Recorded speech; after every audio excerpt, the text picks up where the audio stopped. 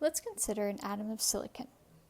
An atom of silicon would have a HOMO, or a highest occupied orbital, valence orbital, and a LUMO. So these would be some 2p orbitals. And so if you had a solid of silicon, so there were a lot of silicon atoms, then the silicon atom next to the first one would have a HOMO and a LUMO, and the one next to that would have a HOMO and a LUMO, and the one next to that would have a HOMO and a LUMO, and the one next to that would have a HOMO and a LUMO, and the one next to that, and the one next to that, and the one next to that, and the one next to that, and the one next to that. And so by the time you had a mole of silicon atoms, you wouldn't have so much one HOMO and one LUMO. You'd have a whole band. And so we imagine that the band made by the occupied molecular orbitals is called the valence band, because that's where the valence electrons are.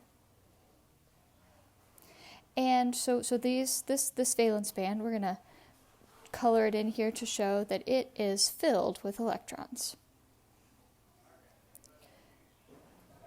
Now, the LUMO,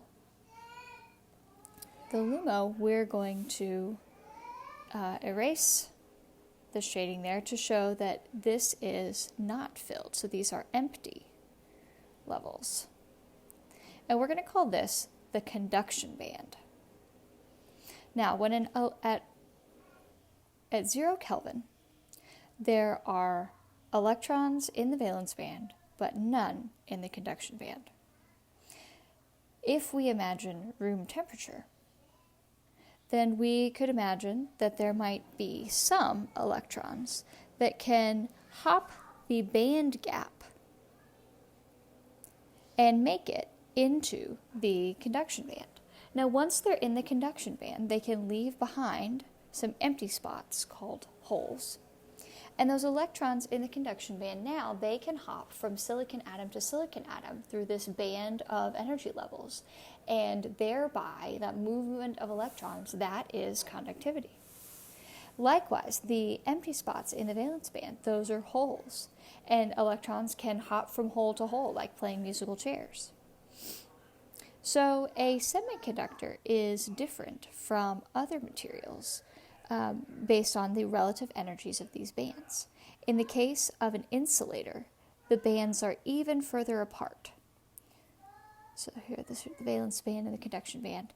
And so even at room temperature, it takes a lot of energy for electrons to go from the valence band to the conduction band. And so a current doesn't flow through those materials. Insulator. On the other hand, a metal is the kind of material where the valence band and the conduction band actually overlap. And so electrons can flow freely from the valence band to the conduction band, and they can move freely throughout the material. So this would be something like a metal. Now, we can imagine that in the case of a semiconductor, that as we added heat, as we raised the temperature, that the semiconductor would get more conductive because more electrons would be able to populate the band gap, or the conduction band, be able to meet that band gap energy threshold.